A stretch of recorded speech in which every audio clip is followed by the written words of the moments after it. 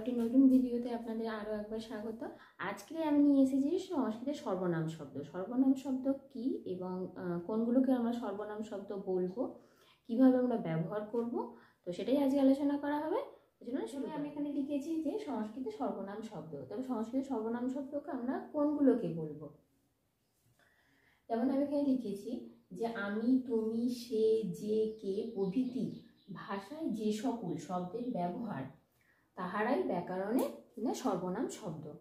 এই যে শব্দগুলো রয়েছে সেই শব্দগুলোই হলো সর্বনাম শব্দ এবং সেগুলো আমরা ব্যাকরণে সর্বনাম শব্দ রূপে জানি। আচ্ছা, পরেরটা রয়েছে যে সর্বনাম শব্দ বিশেষের পরিবর্তে ব্যবহার হয়, কিন্তু সকল সময়ে এই নিয়ম হয় না। সর্বনাম শব্দ বিশেষের পরিবর্তে ব্যবহার হয়, তার মানে কি? যেমন আমি এই যে সে শব্দটা নিলাম, তো বিশেষে মানে কোনো নাম বিশেষ্য কাকে বলে? যখন যে কর্তা যে কাজটা করে কোনো নাম বোঝালে সেটাকে আমরা বিশেষ্য বলি। যেমন আমরা যদি বলি যে রামঃ গচ্ছতি, ঠিক আছে, তাহলে রাম যায়। কিন্তু রামের পরিবর্তে যদি আমরা এখন বলবো স গচ্ছতি, সে যায়, এই যে বিশেষের পরিবর্তে আমরা সটা ব্যবহার করলাম। তো এইভাবে সর্বনাম শব্দটা কিনা বিশেষের পরিবর্তে ব্যবহার হচ্ছে, কিন্তু বলছে যে সকল সময় আবার এটা হয় না।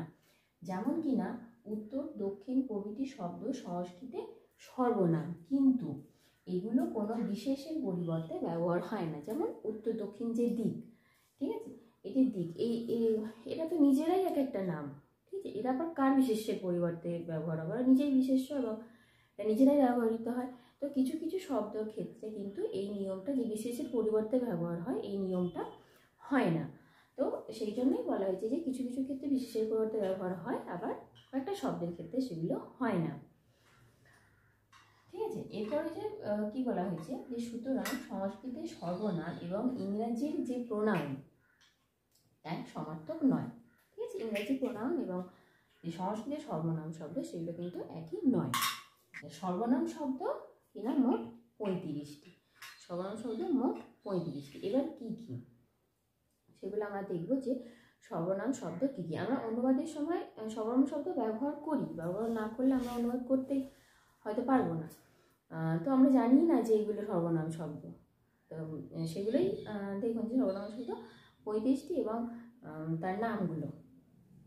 তো এখানে প্রথমেই রয়েছে যে সর্ব, বিশ্ব, উভ, উভয়, ডতর, এটা একটা প্রত্যয়ান্ত শব্দ, ডতম, এটা একটা প্রত্যয়ান্ত শব্দ, অন্য, অন্যতর, ইতর, তৎ, ত, নেম, নেম হচ্ছে যে একটা অর্ধ অর্থে, অর্ধ মানে অর্ধেক, অর্ধ অর্থে, সম, এটা হচ্ছে সর্বপর্যায় এই অর্থে, সিন, এটাও সর্বপর্যায় অর্থে, পূর্ব, পর, অবর, দক্ষিণ, উত্তর, অপর, অধর, স, অন্তর, তৎ, তৎ, যৎ, এতৎ, ইদম, অদশ, এক, দি, যুষ্মৎ, অস্মৎ, ভবতু এবং কিম।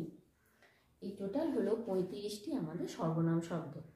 আপনারা দেখুন যে এই শব্দগুলো যে রয়েছে এই যে নিচে, এগুলো আমরা ব্যবহার করি, ঠিক আছে, এগুলো আমরা জানি যে এগুলো সর্বনাম শব্দ, কিন্তু আমরা অনেকেই এই যে শব্দগুলো সর্বনাম শব্দ এগুলো কিন্তু আমরা অনেকেই জানি না। তো আপনাদের কাছে যদি সব সর্বনাম শব্দে না থাকে তাহলে আপনারা স্ক্রিনশট নিয়ে নিতে পারেন। তো এই হলো টোটাল সর্বনাম শব্দ। আসলে আমরা বুঝতে পেরেছেন সর্বনাম শব্দ কোনগুলো এবং আমরা কীভাবে ব্যবহার করব। আজকে এই পর্যন্ত, ধন্যবাদ।